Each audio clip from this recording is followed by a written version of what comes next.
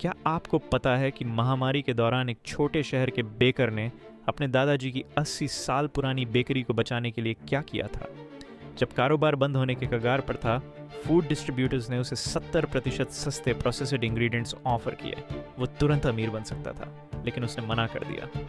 किराया भरने के पैसे नहीं थे, फिर भी वो महंगे अनऑर्गेनिक इंग्रेडिएंट्स इस्तेमाल करता रहा। उसने दादाजी की कहानी शेयर करके क्राउड फंडिंग शुरू की।